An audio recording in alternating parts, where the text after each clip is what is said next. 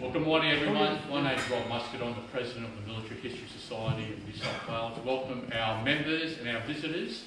It's my privilege this morning to introduce Justice Paul Reverend, who will be speaking on the topic, as you can see on the screen. Because we're running a bit late, I've got permission not to do a huge introduction, so Paul will go straight in. Thank you for your patience this morning. Can I ask just questions, hold your questions while the presentation is being held, but we'll definitely have some time at the end. Thank you very much. Thank you, Paul. Thanks, Rob. Good morning, ladies and gentlemen, and thank you so much for coming along. May I begin by acknowledging the traditional custodians of the lands on which we speak and on which this great memorial stands, the Gadigal people of the Eora Nation. I pay my respects to their elders, past, present and emerging, and acknowledge First Nations people in attendance today. My purpose in this lecture is to provide an account of how, over the centuries following Federation in 1900, Australia has given effect to what I will call the international law of armed conflict. In earlier times, it was referred to as the customs or law of war. More recently, it has become known as an element of international humanitarian law.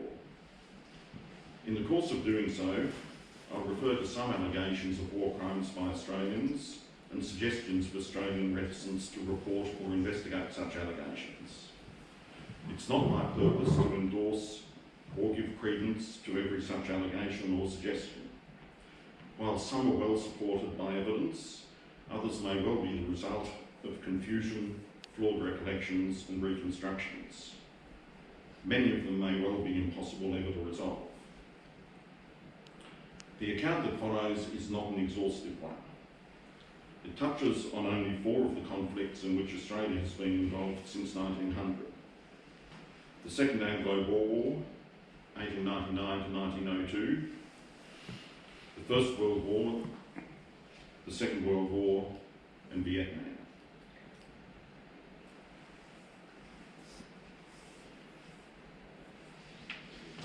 That's really promising.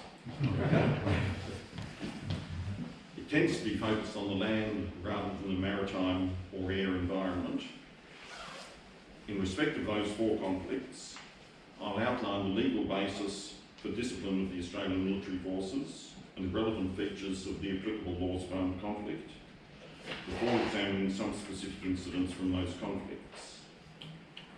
I'll touch on developments in more recent years to outline the current arrangements, but for reasons that I trust are obvious, I will say nothing of Afghanistan.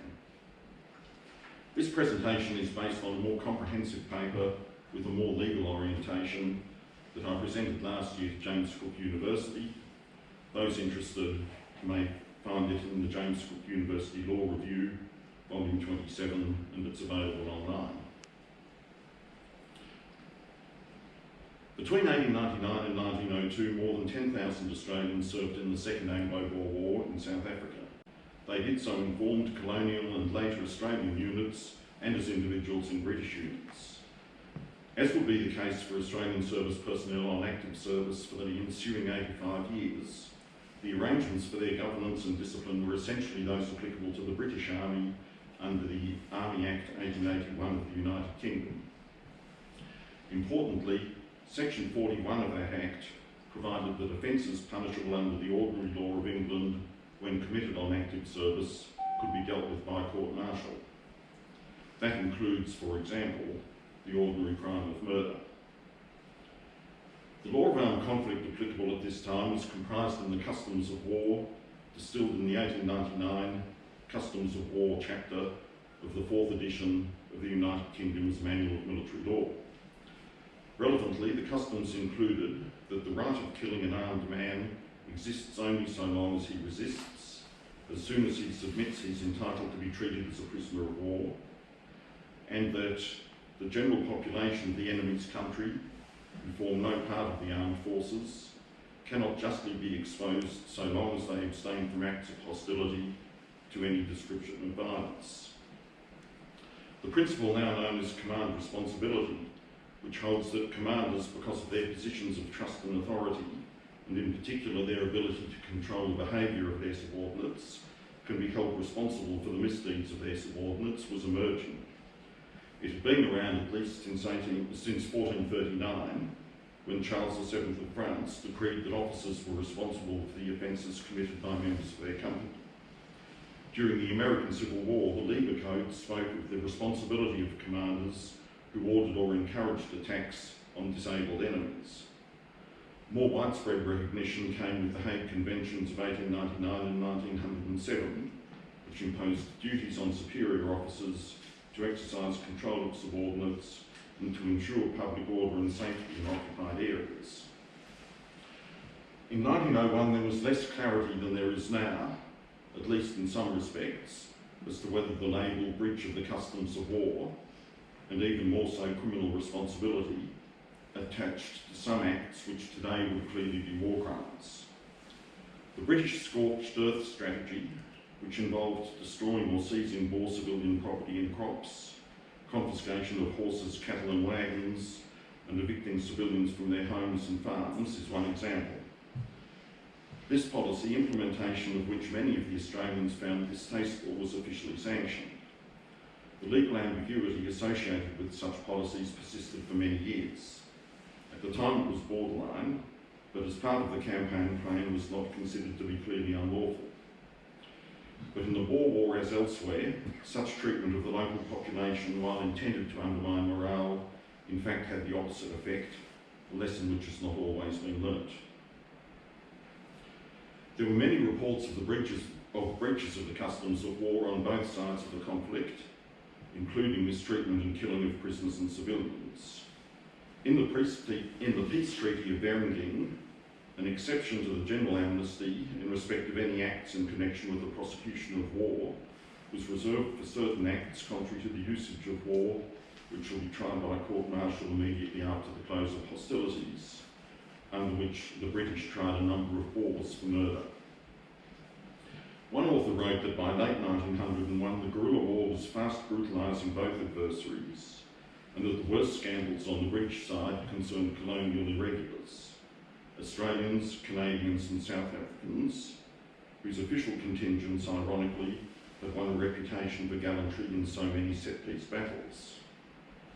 Of these, the most notorious case involved a special anti-commando unit raised by Australians to fight in the wild northern Transvaal, called the Bushveld Carbineers. The breaking rank case has long been the subject of controversy. It's often referred to as Britain's first war crimes trial. The BBC was not in fact an Australian unit, but it had a significant Australian component.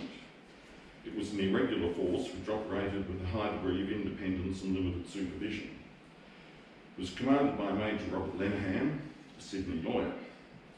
Following the death in action of Captain Hunt, Lieutenant Harry Morant was in command of a squadron operating independently and remotely from Lenihan's headquarters. Hancock was effectively Morant's second in command, and Picton and Whitten were other officers in the squadron. Following the killing of a German missionary and prisoners at Fort Edward, one BBC trooper, Robert Cochrane, who'd been a Justice of the Peace in Western Australia, wrote a letter calling for an exhaustive and impartial inquiry into the following disgraceful incidents which have occurred in the Spelunken district in order that the exact truth may be elicited and blame attributed to those responsible. The disgraceful incidents described were the shooting of 6 surrendered Boer prisoners who had been entirely disarmed and who offered no resistance whatsoever, the shooting of Trooper Van Buren BBC by Lieutenant Hancock, the shooting of a surrendered and wounded Boer prisoner Visser, the shooting of 8 surrendered Boer prisoners and 1 German missionary. Hannum and the party fired on wagons containing women and children, killing 2 children of tender years and wounding 1 little girl, shooting 2 men and a boy who were coming in to surrender. The letter was co-signed by another 15 troopers and smuggled by 2 troopers to a superior commander. A board of inquiry ensued, following which, over the period 16 January to 17 February 1902, more than a month, Lieutenants Hancock, Moran, Whitten and Picton were tried by court-martial for what today could be classified as the war crime of willful killing of civilians or prisoners. However, conformably with the practice of charging war crimes other than by an adversary as a standard offence, they were charged with the offence of murder while on active service, as distinct from unlawfully killing civilians or prisoners contrary to the customs of war. In many cases, the charges alleged that they incited, instigated and commanded their subordinates to kill prisoners, a form of command responsibility. Evidence was given by subordinates who had carried out the orders. In addition, Major Lanahan was charged with failing to make a report it was his duty to make. Morant and Hancock denied that they were involved in the killing of Hesse, and on that charge they were acquitted. They did not deny the killing of the Boer prisoners, but claimed that they were following superior orders to the effect that no prisoners be taken. However, the only evidence of superior orders was Morant's claim that it had been conveyed to him by the deceased Captain Hunt. In any event, superior orders are no defence. Such an order, if given, which may be doubted, would clearly have been in breach of the customs of war, as explained in the Manual of Military Law, and would have provided no legal defence. They also argued that they did not personally perform the killings, but they did not dispute that they authorised them. Famously, as Morant said, under Rule 303. It might be thought that in the military context, the superior who orders an inferior to commit a murder is more culpable than the subordinate, who often in fear of their own well-being, if not life, complies. They also argued that the killings were justifiable acts of retaliation or revenge, but this was not authorised by law, and one wonders how killing a Boer boy could on any view fall within that description. Morant, who had lived in Australia for 10 years before the war and had achieved minor celebrity and notoriety for his horsemanship, poetry and confidence trickery, and Hancock, a Bathurst blacksmith, were executed. Lord Kitchener did not accept the court-martial's recommendation for mercy. However, he did so in respect of Whitten, whose sentence was commuted to life imprisonment, and he was released in 1904. Lenihan, the Sydney lawyer who commanded the BBC, was reprimanded and sent back to Australia in disgrace. He was not permitted to rejoin his regiment until political intervention, including by Sir Edmund Barton, saw him reinstated in 1913, whereupon he was promoted Lieutenant Colonel and served throughout the First World War. Earlier this year, in this room, we heard from James Uncle the argument for a new inquiry into the case. I'm afraid I have a different view. Although the first trial commenced only shortly after the arrival of the defending officer, the Tenterfield lawyer Major Thomas, they continued for a month. There was ample time for him to obtain instructions. If today's standards were applied to them, many criminal trials, conducted far less than 100 years ago, would not withstand scrutiny from the procedural perspective. That the trials were not unfair is indicated by the acquittals on the Hesse charges, involvement in which the accused had denied. The law of the day did not provide for an appeal from conviction by court-martial, nor did the civilian law provide for criminal appeals until in New South Wales the Criminal Appeals Act was introduced in 1912. In any event, what we lawyers know as the proviso, that an irregularity in a trial does not vitiate a conviction if there is no substantial miscarriage of justice, would apply. There is no serious doubt as to guilt. It is uncontested that defenceless civilians and prisoners entitled to protection were shot without legal justification. Judged by the standards of historians, Morant and Hancock not only committed the crimes of which they were convicted, but probably many more. In particular, Whitten wrote that they admitted to him before their execution that they had indeed killed Hesse, of whose murder they had been acquitted. In those times, for murder, the death penalty was mandatory, as was the death penalty for murder in New South Wales until the 1950s. Even today, there is no appeal from a sentence by court-martial, only review by command, as was the case then. Kitchen's differential response to the recommendations for mercy reflected the relative culpability of the three accused. In my view, pursuit of reviews now is disrespectful of the victims and families, and disrespectful to the true heroes, Troopers Christie, Brown and Cochrane, who risked their lives to bring the atrocities to light and the perpetrators to justice. In a BBC case can be found significant themes which recur in later years in other countries. In particular, an irregular unit operating remotely and independently with little effective supervision. Reliance on an implied superior approval. An influential, aggressive but flawed leader. And you can see that in cases like Gallagher in the United States. The use of subordinates, both to perform the act and to implicate and thus compromise them. The use of cover stories, such as "he went for my gun," the deterrence of reporting by threats and fear, and eventual exposure by a few brave subordinates. Above all, the controversy about the case, and that continues today, is a powerful demonstration of the risk that national chauvinism might trump justice according to the international law of armed conflict.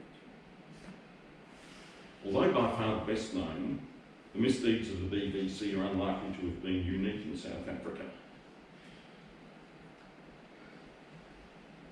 Craig Wilcox notes, for example, that local circumstances and a wildness that had marked the Tasmanians since their contingent was formed had also led them to kill a few of their enemies outside the codes of war that were accepted in parlours and pubs across the empire. Many other mounted units probably did the same.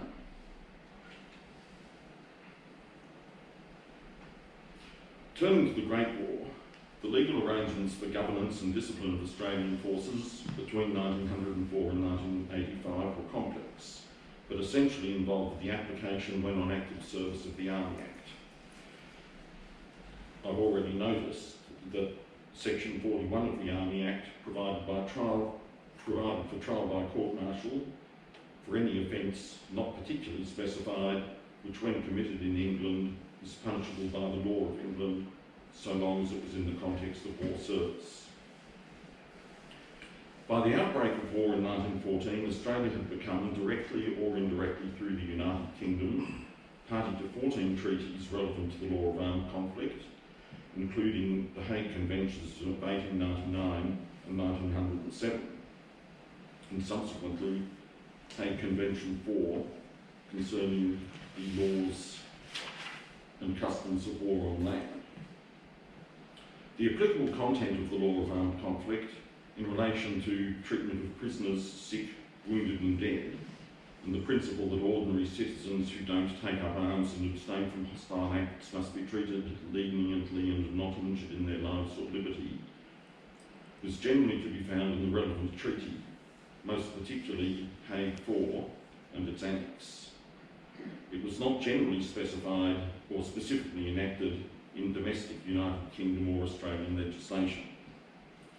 Notably, the 1914 manual used the term war crimes as the technical expression of an act of enemy soldiers and enemy civilians, not by one's own soldiers or civilians. They were treated as ordinary crimes, not as war crimes. Australia was not involved in post-war crimes prosecutions in Germany and Turkey respectively. A number of incidents involving Australian personnel during this conflict warrant mention. Upon the outbreak of war, the Australian Naval and Military Expeditionary Force was quickly assembled and dispatched to capture German possessions in New Guinea. On 11 September 1914, they landed a shore party and proceeded to find and seize the wireless telegraphy station at Bitapaka. During the initial stages of the engagement, an injured German soldier was used to draw out other German forces, who were then surrounded and captured. The official history observes that in the employment of a prisoner in this manner, under a threat, a breach of the rules of war appears to have been unwittingly committed. This was more liable to happen through ignorance in the early days of the war than later, when the Australian military authorities had supplied officers with pamphlets defining the rules with regard to prisoners.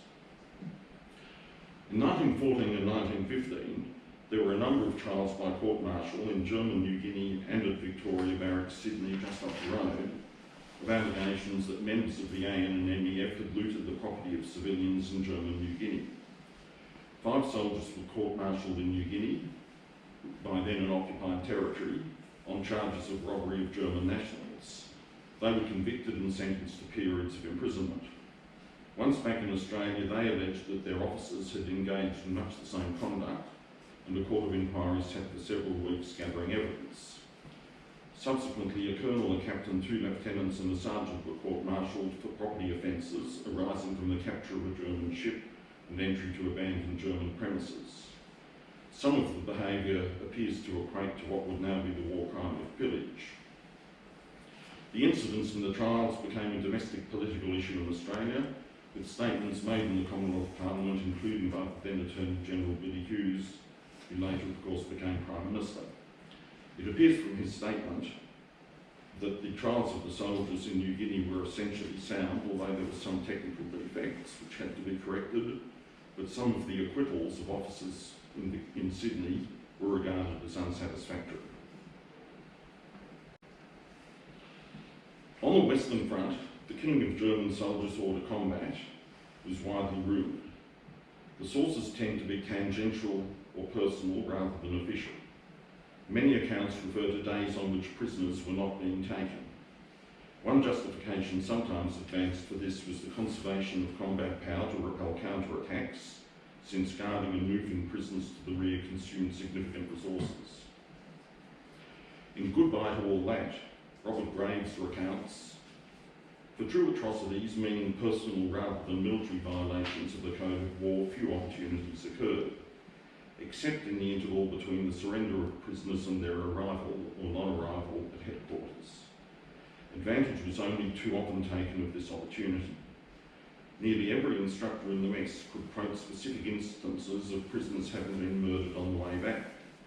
The commonest motives were, it seems, revenge for the death of friends or relatives, jealousy of the prisoner's trip to a comfortable prison camp in England, military enthusiasm, fear of being suddenly overpowered by the prisoners, or more simply, impatience with the escorting job. In any of these cases, the conductors would report on arrival at headquarters that a German shell had killed the prisoners and no questions would be asked. Graves continues, the troops that had the worst reputation for acts of violence against prisoners were the Canadians and later the Australians, although it's uncertain how far this reputation for atrocities was deserved. But he recounts one experience of meeting an Australian soldier who told him, well, the biggest night I had was at Mournincourt when we took it the first time. There were a lot of Jerrys in the cellar and I said to them, come out you camarades. So out they came, a dozen of them with their hands up. Turn out your pockets, I told them. They turned them out. Watches and gold and stuff, all dinkum. Then I said, now back to your cellar, you sons of bitches, for I couldn't be bothered with them. When they were all safely down, I threw half a dozen Mills bombs in after them. I got the stuff all right, and we weren't taking prisoners that day.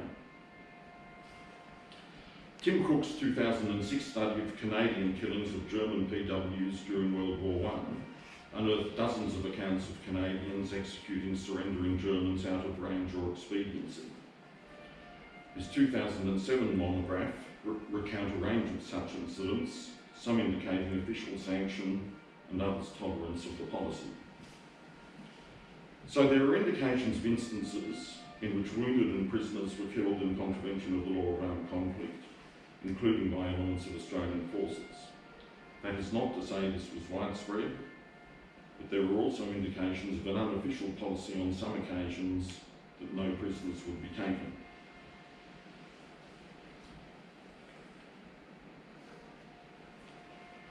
After the armistice in December 1918 at Surafend in Palestine, the killing of a New Zealand trooper by an Arab thief sparked an atrocity.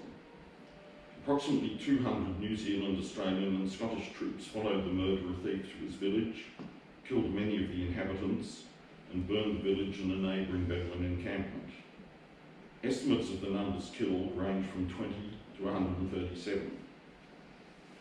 According to the official history, General Headquarters demanded the men who had led the attack and had been guilty of the killing. The Anzac stood firm. Not a single individual could definitely be charged. The British Commander General Allenby is reported to have mustered the entire Anzac Mounted Division and addressed them, calling them murderers. But Allenby's outburst left the division sore but unpunished. A board of inquiry obtained no relevant evidence from any witness. Numerous witnesses gave similar accounts, denying knowledge of anything relevant. As Paul Daly wrote, having reviewed the transcripts, the loyalty and deception with which the Australians covered for one another and comprehensively blamed the New Zealanders is breathtaking and fascinating. The inquiry reeks of cover-up, so uniformly consistent with the statements, and it seems that members of the 1st Australian Light Horse Brigade kept their mouths shut because that is exactly what they were ordered to do by their beloved commander. Official reports obfuscated. Although compensation was paid, no soldier was ever charged. It's reported that in 19, the 3rd Light Horse Regiment were told by their commander, "We will speak of this incident no more," and they did not, until one veteran spoke of it 7 decades later, sparking what Daly wrote in his recent work. And so we move to the Second World War. The legal arrangements governing Australian service personnel on active service did not materially differ from those which applied a quarter of a century earlier. The leading Australian authority on military law at that stage, Arndell Lewis, explained, "The Australian Army is governed in wartime by a disciplinary code almost identical with that which applies to the Imperial Army, and in time of peace the provisions of the Defence Act and Australian military regulations concerning discipline are an adaptation of the provisions then applied to the Army in England." By the outbreak of the Second World War, Australia had become party to 3 more low-act-related treaties. Lewis explained that the international law of armed conflict was incorporated into national law. To prevent damage to the national cause by the conduct of individuals, the British Empire imposes on its soldiers certain rules of conduct in war. A code of rules has been prescribed by authority. It does not matter to the soldier whence they have arrived. They exist as national law, the breach of which constitutes an offence, and as such they must be learnt and observed. Lewis observed the injury of a person, even an enemy combatant, otherwise than allowed by the law of war, is a crime. Thus, as before, the breach by an Australian service member of the laws and customs of war was liable to be charged as an ordinary law offence under the law of England. I'll mention 2 incidents of this conflict involving Australian forces before referring to Australian involvement in war crimes prosecutions. In the Battle of the Bismarck Sea between the 2nd and 5th of March 1943, in a brilliantly conceived and executed operation, the Allied Air Forces sunk 12 ships, all 8 of the enemy's convoy troop transports and 4 of its 8 destroyers, and killed 3,000 enemy soldiers, destroying Japanese hopes of regaining the initiative in New Guinea and removing any possibility that Australia might be invaded. However, the aftermath of the battle involved extensive killing of survivors from the convoy, some of whom would probably have been classified as shipwrecked. Over the course of the day, approximately 24 barges were attacked and 350 Japanese killed. One author describes, "On the 5th and for several days thereafter, there was the terrible yet essential finale.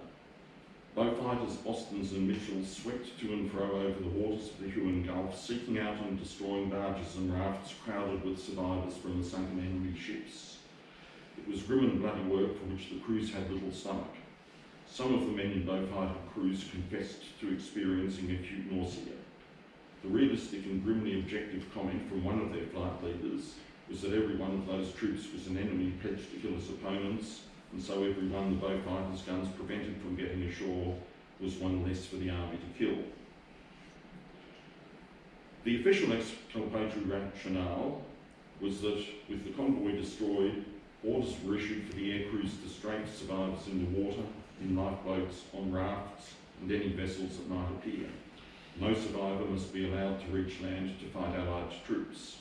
Once ashore, those survivors who were still armed would fight. At least some of the attacks were undoubtedly legitimate. For example, non-life raft vessels such as barges and the personnel in them still attempted to fire on Allied aircraft. But it may be doubted whether the strafing of survivors in the water who had not attempted to continue to fight was in compliance with Article 16 of Hague 10, which, in relation to the sick, wounded and shipwrecked, provided that after every engagement, so far as military interests permit, the belligerents shall take steps to look for the shipwrecked, sick and wounded and protect them, as well as the dead, against pillage and ill treatment. But still, in light of the fanatical resistance that Australian forces encountered at Buna and Goma, it's difficult to criticise the judgment that every Japanese soldier who was allowed to reach the shore would fight on. The operations were approved by command at the highest level, the justification was formally recorded, and although some aspects may not accord with current standards, the air war in 1939-1945 involved a wide range of conduct, such as bombing of cities and civilian population centres, which was then officially sanctioned, but today would not be regarded as lawful. The source for the second incident is impeccable. One of my predecessors is Regimental Colonel of the Royal New South Wales Regiment, Major General Paul Cullen, who received a Distinguished Service Order for his part in a number of Allied campaigns in the war. In 2001, he told an ABC programme that when he was commanding officer of the 1st Australian Infantry Battalion, Australian soldiers under his command had bayoneted to death a number of unarmed Japanese prisoners of war at Gorari on the Kokoda track. Between 5 and 7 Japanese soldiers had been captured by one platoon and were killed by the next platoon that came through the position. Cullen said, "I did not see the killings, but they were reported to me later and I believe the report. I thought it was bad, but we were already moving on to another battle." He continued, "You might say that's nothing compared to what the Japanese did to our POWs, but for that reason I refused to give evidence to the war crimes trial. It was understandable, but I felt it was my battalion and my soldiers. I felt pretty guilty about that." Such reports are not unique. For example, Philip Dwyer recounts, "Take the 1943 diary entry of Eddie Stanton, an Australian posted to Goodenough Island off PNG. Japanese are still being shot all over the place," he wrote. "The necessity for capturing them has ceased to worry anyone. From now on, Nippo survivors are just so much machine gun practice. Too many of our soldiers are tied up guarding." Post-war, Australia was involved in prosecutions of Japanese war criminals in international and Australian forums. Justice William Webb of the High Court of Australia was the president of the International Military Tribunal Far East, which conducted the major trials of 28 A-class war criminals in Tokyo. 2 died during trial, 1 was found unfit to stand trial, 7 were sentenced to death, 16 to life imprisonment and 2 to lesser terms for imprisonment. In addition, across the Asia Pacific, there were extensive series of trials of B and C class war criminals under national jurisdictions. Hundreds of prisoners of war wrote statements describing what they had seen and endured, and many Japanese guards were charged with war crimes committed against prisoners and civilians. Australia established jurisdiction over these offenders and crimes by the War Crimes Act of 1945, which defined war crimes as a violation of the laws and usages of war, but in a way that made clear that it was concerned only with crimes committed by adversaries, not Australians or allies. Between 1945 and 1951, Australian military courts convened in Morotai, Wewak, Nabooan, Rabaul, Darwin, Singapore, Hong Kong and Manus Island, heard 300 war crimes trials for a variety of crimes committed against Allied civilians or military personnel, including ill treatment, murder and massacre. In Australian trials, 922 men were tried, 641 found guilty, 148 sentenced to death, and 137 actually executed. The modern doctrine of command responsibility was established by the War Crimes Tribunals which followed World War II. The Japanese General Yamashita was the first to be charged with liability based on omission.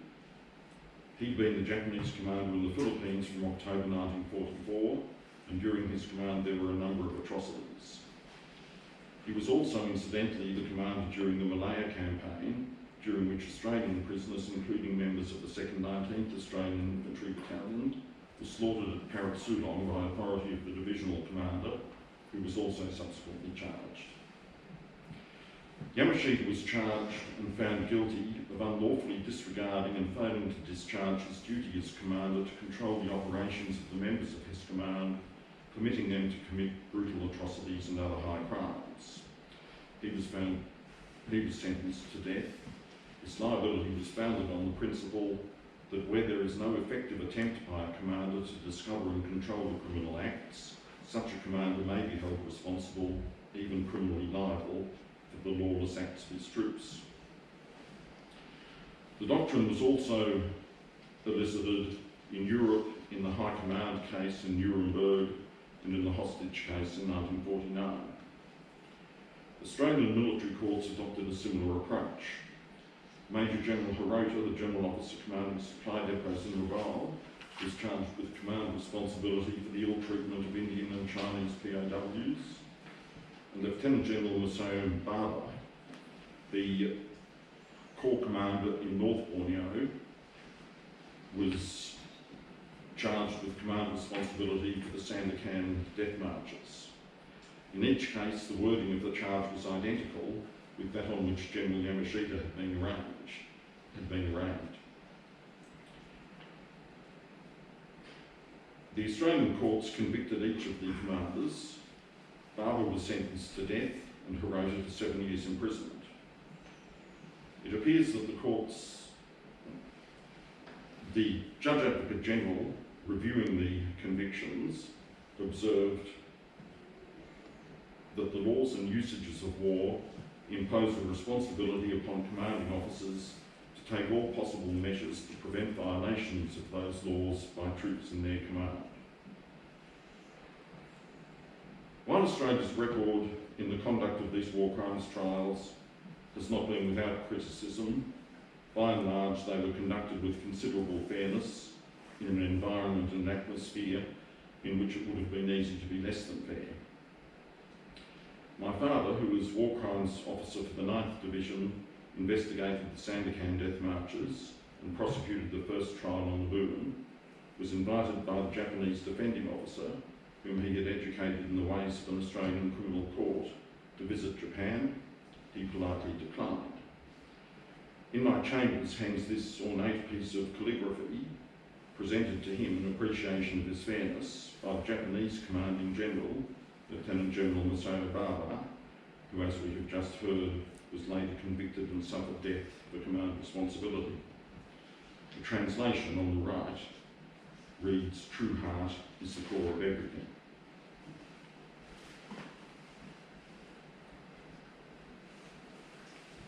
In 1953, convicted Japanese war criminals still in Australian custody were returned to Japan to serve the remainder of their sentences. In 1961, Australia officially announced that it would close the chapter on war crimes prosecutions. This followed a request from the Soviet Union for the extradition of a suspected war criminal, which was rejected. The then acting Minister for External Affairs, one Sir Garfield Barwick, considered that the sentiment in Australia was consistent with the view that while the community was outraged by such crimes, it was time to move on. However, in 1986, the war crimes debate in Australia was reignited by an ABC radio series, Nazis in Australia, which attracted large audiences and considerable controversy. As a result, in 1988, the 1945 Act was amended to make it an indictable offence to have committed a war crime between September 1939 and 1945. Now a war crime was defined as a serious crime which, if done in Australia, would have been under Australian law murder, manslaughter, wounding or rape, but was committed during hostilities or religious persecution in the course of the war in Europe. Only an Australian citizen or resident was liable to be charged with having committed a war crime. So to be susceptible to prosecution, The crime had to have been committed in Europe during World War II by a person who was then an adversary and who now had a relevant connection with Australia. The act survived the constitutional challenge, but there was no successful prosecution. A special investigations unit was established and opened 841 investigations, from which it identified 27 suspected war criminals. Due to insufficient evidence, only 4 cases were referred to the Commonwealth DPP. The 75-year-old Ukrainian-born Ivan Polikovich, accused of having participated in the liquidation of a small Jewish community in Cernakai, was acquitted by a jury in May 1993 in the South Australian Supreme Court due to lack of sufficient evidence to prosecute the case. The case against 78-year-old Mykolai Berezovsky, a former Ukrainian policeman charged with the murder of 102 Jews in the village of Kanavan, was dismissed by a magistrate due to contradictory evidence given by witnesses and historical experts. The 69-year-old Heinrich Wagner, a German alleged to have served in the Ukrainian auxiliary police force and to have participated in the killing of 104 Jews, including 19 children, was declared unfit to be tried. An investigation into Carlos Ozols, a Latvian SS officer and chess champion of international stature, who was alleged to have served as a lieutenant with the Aris Commando, Latvia's infamous killing squad, was abandoned in 1992. These post-1980 prosecutions were criticised on account of the combination of a failure to secure convictions and the $30 million cost of the investigations and prosecutions. The unavailability or unreliability of eyewitness evidence in light of the passage of time since the alleged crimes proved an insuperable hurdle. And so we come to Vietnam. During the Vietnam War, legal arrangements for governance and discipline of the Australian forces remained essentially as they had been since 1900. In 1949, Australia gave effect to the Convention on the Prevention and Punishment of the Crime of Genocide. Subsequently, the Geneva Conventions of 1949, which form the basis of much of the modern international law of armed conflict, were given effect in Australia by the Geneva Conventions Act of 1957.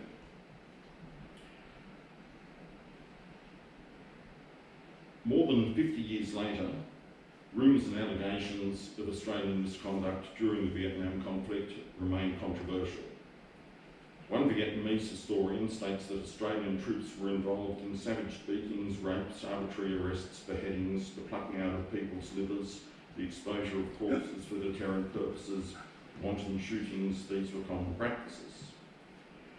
Stuart Rintoul, in the preface to Ashes of Vietnam, asserts that Australians in Vietnam were guilty of acts of barbarity.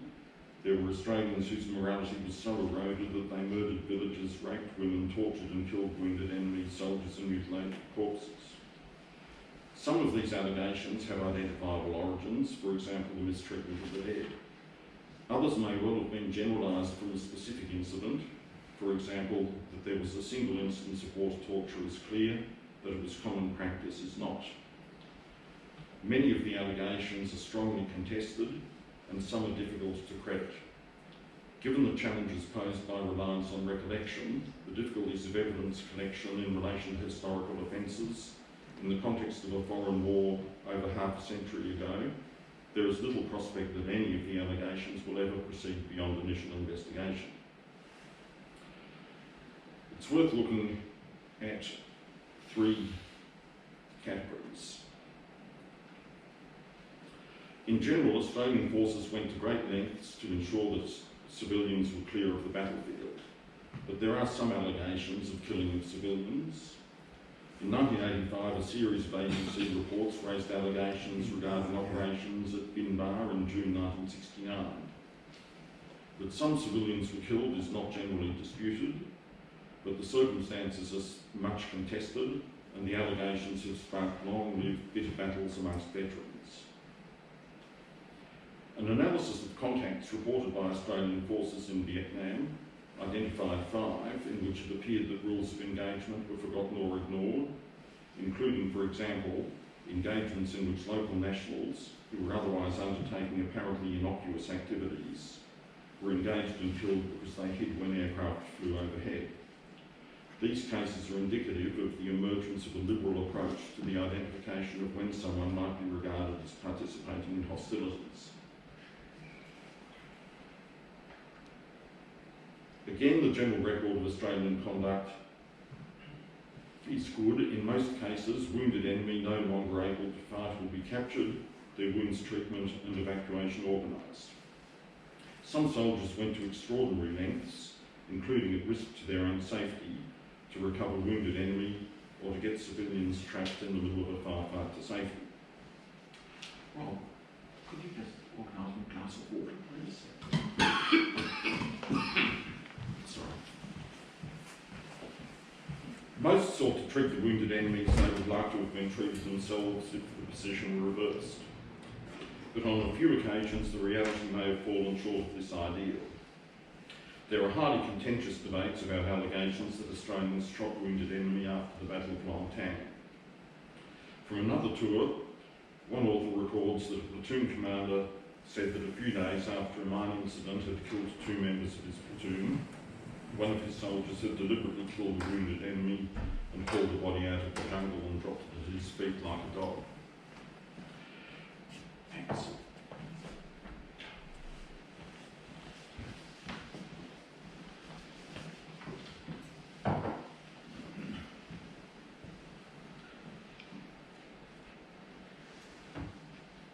Other incidents were reported and investigated. The so-called water torture incidents of a captured Viet Cong female fighter, which took place in October 1966, was subject to swift inquiry and the responsible NCO dealt with, although it was not reported in the Australian press until 1968, when the story of the war crime occupied more column inches of newsprint than the Tet Offensive in Long-Tan.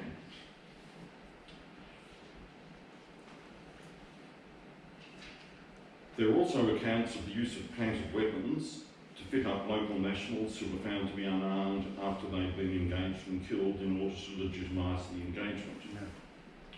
Hall and Ross state, on clearing the battlefield and finding that they had killed persons who were not carrying weapons, 1st Australian Task Force soldiers sometimes fitted up the corpses with M26 grenades. On checking the Vietnam contact database, 4 contacts can be found when one enemy was killed, and curiously in each case he was armed with a single M26 grenade. In one of these, a query about the lot number of the grenade, supposedly found with the enemy body, revealed that the grenade was from the same lot that had been issued to the battalion at the start of the operation. Another source of allegations regarding throwdowns, from a participant but provided in an academic context with corroborating accounts, was reported in 2014 by the Daily Telegraph. Vietnam War diggers killed civilian bamboo pickers in an ambush and were told that they should have put enemy weapons on the bodies to make them look like Viet Cong combatants, the platoon's commander claims. Some of these allegations have been referred to the AFP in the 50 years since the conflict, but there's a paucity of contemporaneous documentary evidence. Probably both poor record keeping and preservation and an unstated policy of silence and non-reporting contributing.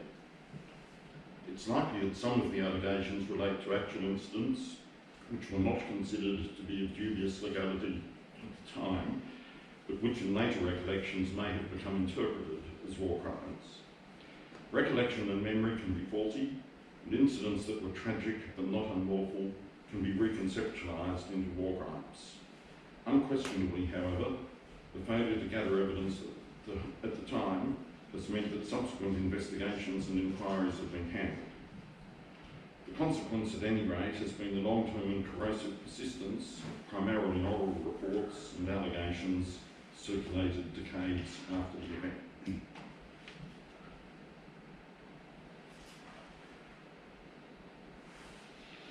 I'll touch more briefly on the current regime, just so that there is some explanation of the legal arrangements that now apply. It wasn't until 1985 that with the commencement of the Defence Force Discipline Act, the earlier disciplinary schemes were superseded by one which applied to all 3 services, both on active service and otherwise.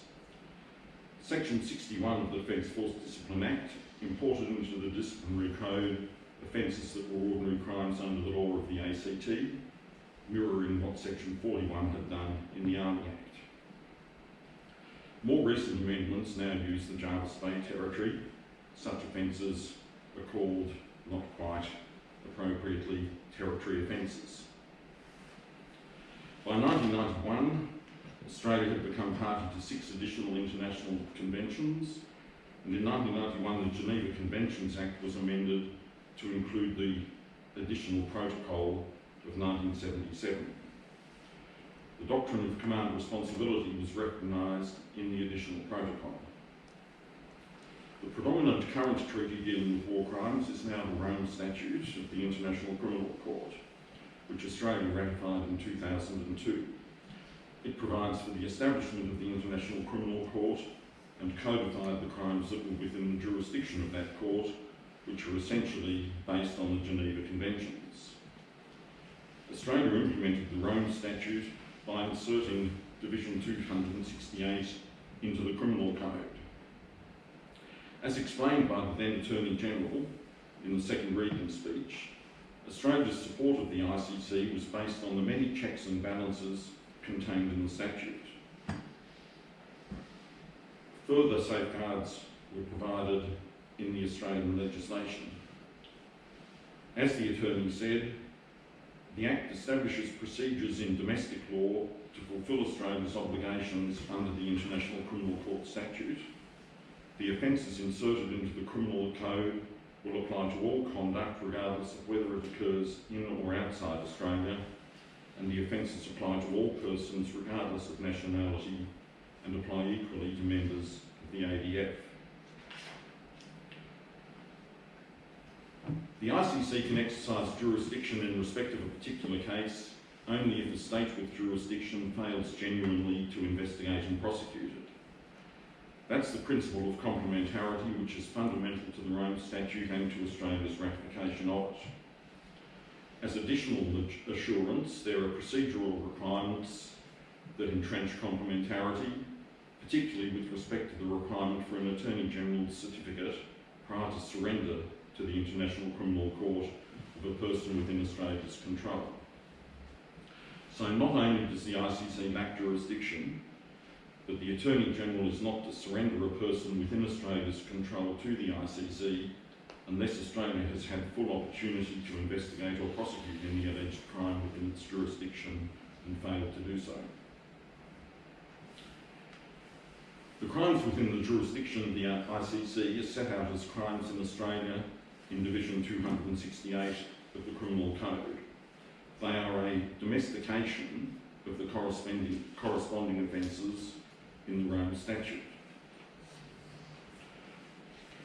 Conformably with the Rome Statute, the division is divided into a number of subdivisions, the content of which is broadly as set out on the slide that is now on display. War crimes committed in the course of an international armed conflict and war crimes committed in the course of an armed conflict that is not an international armed conflict are dealt with separately as they are in the Rome Statute. To take the most obvious examples, in the context of international armed conflict, the war crime of willful killing is committed by the perpetrator causing the death of a person who is protected under the Geneva Conventions, including non-combatants, prisoners and persons hors de combat, being knowing of or reckless as to the factual circumstances that establish the person or persons are so protected. In the context of non-international armed conflict, the war crime of murder is concerned with the killing of a person who is not taking an active part in hostilities with knowledge or reckless indifference as to whether the person is not taking an active part in hostilities.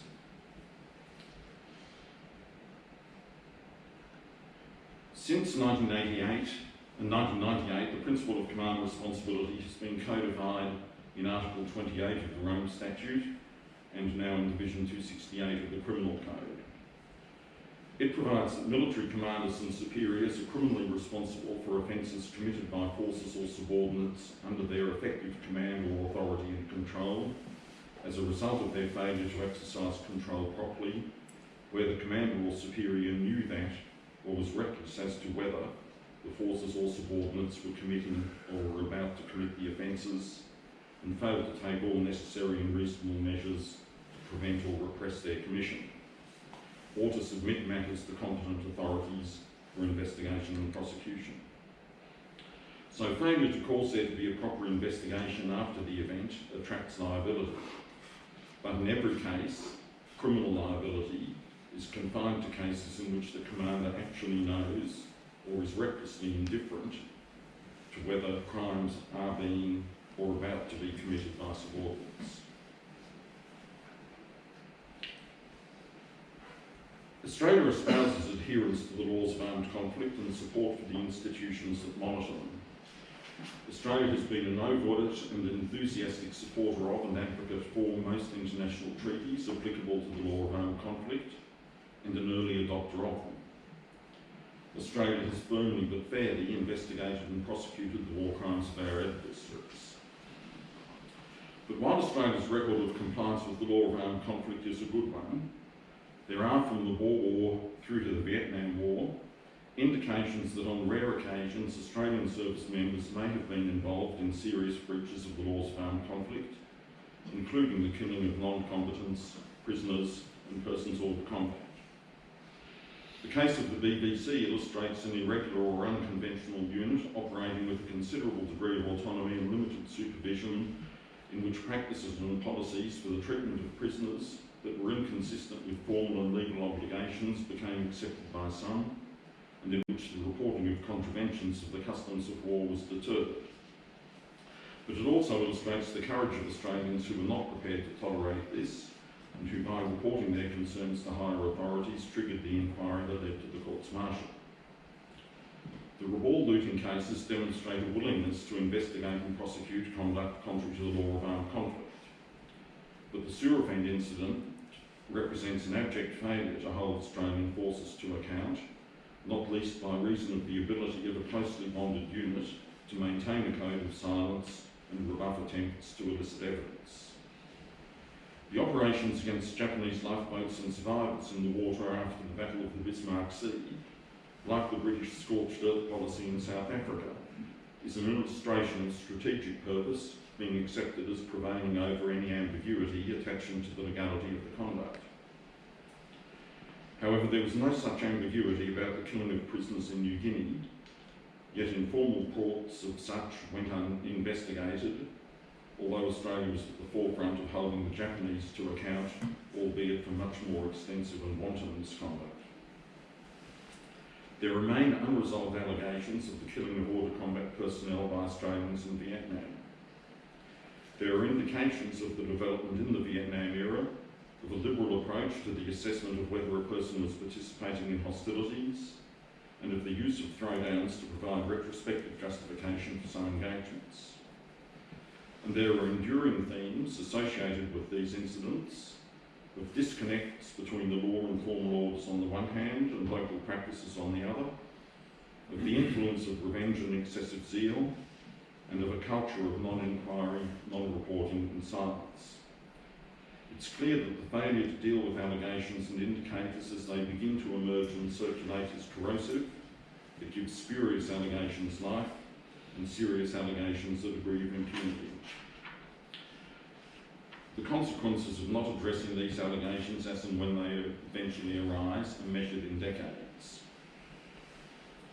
If Australia's record in response to reports or allegations of war crimes by Australian personnel is more ambivalent than the record in respect of the prosecution of adversaries, that is consistent with the enduring view that states have traditionally been reluctant to prosecute violations of international humanitarian law committed by their own nationals, and that when they do so, it has been common practice to charge alleged war criminals who are a state's own nationals with ordinary crimes rather than with the more specific war crimes offences. Historically, as for many nations, there has been a reluctance to characterise misconduct by the nation's own forces as war crimes. On the other hand, just as nations have historically been less reluctant to label and prosecute the conduct of adversaries as war crimes, So in the post-World War II Australian trials of Japanese and European accused, offences by adversaries were explicitly characterised and charged as war crimes, not as ordinary offences. I conclude with 3 reflections. The first is, why do these allegations often emerge belatedly? One cause is the imperative of ongoing operations when investigations are a distraction from the mission and poor for morale. In the context of ongoing operations, there is a not unnatural tendency to discount allegations made by those who are seen to be associated with the enemy. Battlefield conditions can make it difficult to obtain evidence. It may be challenging to conduct forensic examinations and to access local national victims and witnesses who are often traumatised and disillusioned, and who may be reluctant to speak to an occupying force. Another cause is the bond of brotherhood forged in the setting of combat, which brings an enduring loyalty and commitment, and with it a compact of solidarity and silence. The witnesses are often complicit or compromised. Typically, incidents come to light by chance, as happened, for example, in the Blackman case in the United Kingdom, where someone stumbled across a video, or when witnesses, after years have been torn between loyalty to their comrades and their legal and moral obligations, speak out and seek atonement. Even then, they often remain deeply conflicted. The second is, why is the investigation and prosecution of serious war crimes, regardless of when they come to light, important? It's not only because there's an international law obligation to do so. Fundamentally, laws are pointless if they're not enforced, and a law which is not enforced soon becomes a dead letter. War crimes differ from other crimes in that they affect not only the individuals concerned, but also the nation's reputation and standing. War crimes undermine the national intent in prosecuting a war, and they undermine morale. Bystanders, whether implicated or mere witnesses, become debilitated by the internal conflict between disclosing what they know and the temptation and pressure to let it go.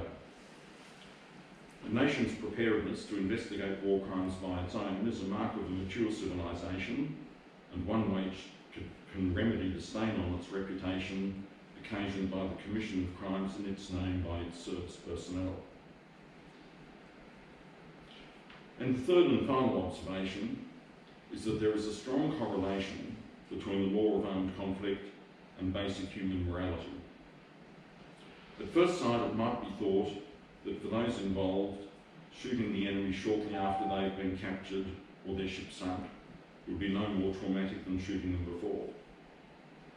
And for some that might be so, but for many it is not. In the BBC case, the crimes were exposed by men who were compelled to participate in or witnessed events which they found morally repugnant. In the Bismarck Sea, many, though not all, of the same pilots who on the first day had enthusiastically bombed and strafed the Japanese mission and returned from the mission to their base at Port Moresby ecstatic with their successes, were offended and nauseated by having the next day to strafe the same Japanese in lifeboats in the water.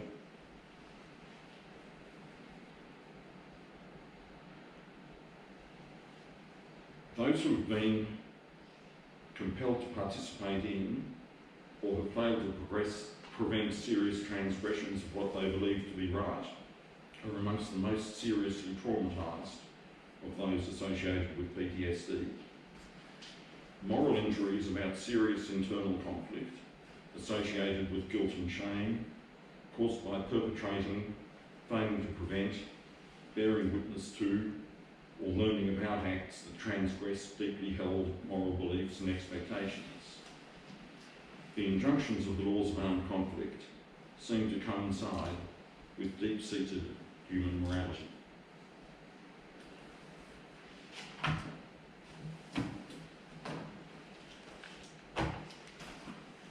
And that will do.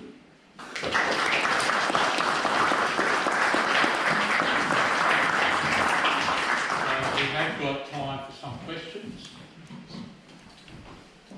Thanks very much. I was just wondering if there's any indication records about where a serving soldier would go out of the chain of command. I mean, it was a chaplain, a typical person to go to, maybe the doctor. But where in the first instance would a person go to if they're scared to tell officers about reporting something? It's, that historically has been one of the huge challenges. Now, there are some alternative means of communication, and you've identified them. Traditionally, they've been the chaplain, they've been the regimental medical officer, and historically that they have been the alternative means of communication to the formal chain of command. But it's really difficult to overestimate the difficulties that confront someone who has a conflict on the battlefield. Yes. Good morning, General. Thanks for your address. My question goes back to the early part of your talk about the naval and military expeditions in New Guinea and the war crime of pillaging. Would it have been considered a war crime under the law then to remove from a dead or alive enemy a prosthetic limb, say a leg, an artificial leg, and I've made it pretty clear I'm not going to say anything relevant to Afghanistan for obvious reasons. Okay, thank you. Any other questions? Yes. Sir, you alluded to long time, and there is a well-known or circulated incident, be it fact or fiction, following the morning after the battle, when a platoon sergeant, who shall remain unnamed, was checking the battlefield for any of his own survivors and, of course, enemy combatants. It is claimed that this sergeant came across an enemy combatant who had spent the whole night with his entrails round his ankles, having been caused by heavy artillery fire, and he then allegedly put the enemy combatant out of his misery. Now, at the time, I think every member of the platoon would have liked the same done to them had they been in that situation. And it is alleged that not a single man from D Company would step forward and give evidence. Now that aligns with various activities in World War I, when soldiers were so heavily burdened they slipped into the mud and were drowning and could not be extricated and were given a coup de grace. I would like then to switch slightly to the medical officer. The medical officer is usually a captain. He has under his command nurses who are often lieutenants and medical orderlies who are NCOs. A medical officer, due to his medical oath and conventions of warfare, treats impartially